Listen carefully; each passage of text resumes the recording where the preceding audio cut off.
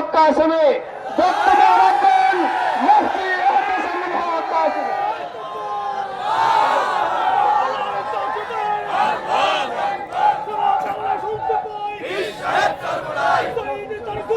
আসসালামু আলাইকুম ওয়া রাহমাতুল্লাহি ওয়া বারাকাতুহু। তামাশার ভুবন পটে রতন ছোঁয়া গাথা, এ অধম মণিবন্ধ বুঝিবে কি ব্যথা।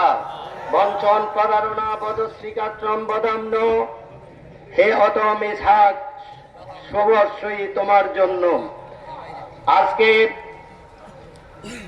ওলামায়ে কেরামদের আয়োজনে বিশেষভাবে এই সমাবেশে উপস্থিত দেশ বরেণ্য ওলামায়ে কেরামগণ এবং বুদ্ধিজীবীরা এবং সর্বস্তরের তৌহিদি জনতা, বিভিন্ন ধরনের বক্তব্য আমাদের সামনে আসছে। এই বক্তব্য আরো হবে। যোগ্য যোগ্য ওলামায়ে কেরাম এবং বক্তব্য দেবেন যারা, ওনারা উপস্থিত আছেন।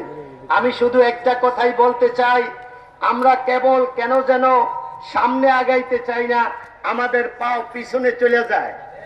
আমি পিছনের একটা কথা যদি আপনাদেরকে বলি এটা এবং মনেও রাখবেন, তাইলে পাও আর পিছনে যাবে না, সামনে যেই উজ্জ্বল সম্ভাবনা আছে এটার দিকে আমাদের অগ্রগতি হবে। পিছনের কথাটা হলো, এই দেশটা স্বাধীন হওয়ার পর সর্বপ্রথম প্রেসিডেন্ট বঙ্গবন্ধু শেখ মুজিবুর রহমান সাহেব দেশ পরিচালনা করে এক পর্যায়ে উনি বলতে বাধ্য হয়েছিলেন যে বিভিন্ন দেশের মানুষ যুদ্ধের পরে দেশ পরিচালনা করতে গিয়ে বিভিন্ন ধরনের খনিজ সম্পদ পায়। আমি এই দেশে আমার ক্ষুদ্র অভিজ্ঞতায় যা পাইলাম সেটা হলো চোরের খনি। আমার ভাইয়েরা, আওয়ামী লীগের শাসন আমল সর্বপ্রথম এটা বঙ্গবন্ধুর নিজের মুখের কথা, আমি চোরের খনি পেয়েছি। এরপরে কি পেলাম? আপনারা আসেন দ্বিতীয় বৃহত্তর ক্ষমতাধর হুসেইন মোহাম্মদ এরশাদ সাহেব, তিনি 9 বছর প্রায় ক্ষমতায় ছিলেন, কিন্তু ওনাকে 9.5 বছর জেলখানায় থাকতে হলো কেন?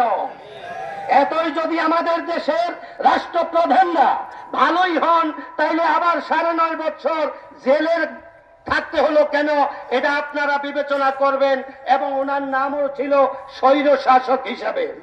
এবার আসেন, আজকে আমরা যে জাতীয়তাবাদের স্লোগান দিয়ে মুখের ফেনা তুলে ফেলি, ওই জাতীয়তাবাদের কথা বলি। আমরা ভাবলাম আওয়ামী লীগ এবং জাতীয় পার্টি ভালো না, আমরা একটা দলকে ক্ষমতায় আনি, সেটা হলো বিএনপি। ক্ষমতায় আসলো 96-তে, আবার আমরা বললাম না এরা ভালো না, আর এদের দরকার নাই, আবার সেই আগের আওয়ামী লীগ। 96 শেষ হয়ে 2001-এ ঘরে ঘরে আমরা গেলাম।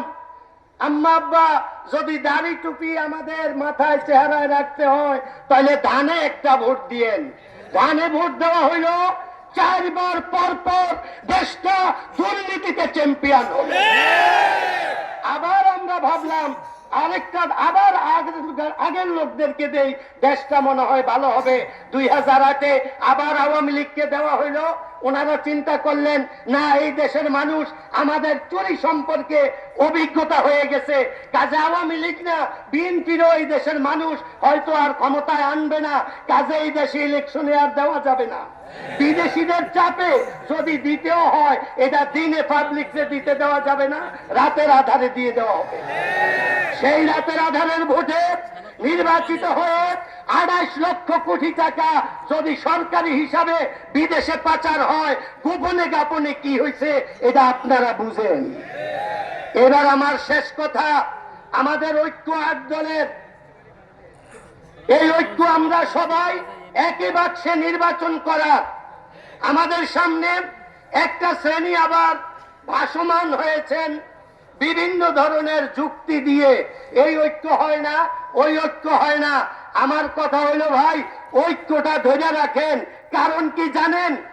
আপনারা তো শুধু যাদের ব্যাপারে কথা বলেন তাদেরকেই খারাপ জানেন না, পীর সাহেব চরমনাই তথা ইসলামী আন্দোলনকেও খারাপ জানেন, তাইলে আপনারা ভালো জানেন কাকে?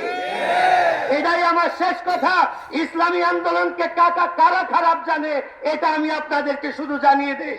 বাংলাদেশে কোন ইসলামী আন্দোলন, ইসলামী দল নাই যেই দলরা 2 ভাগ 3 ভাগ 4 ভাগ কোনোটার ব্যাপারে খবর পাই এটা 5 ভাগ হয়ে গেছে।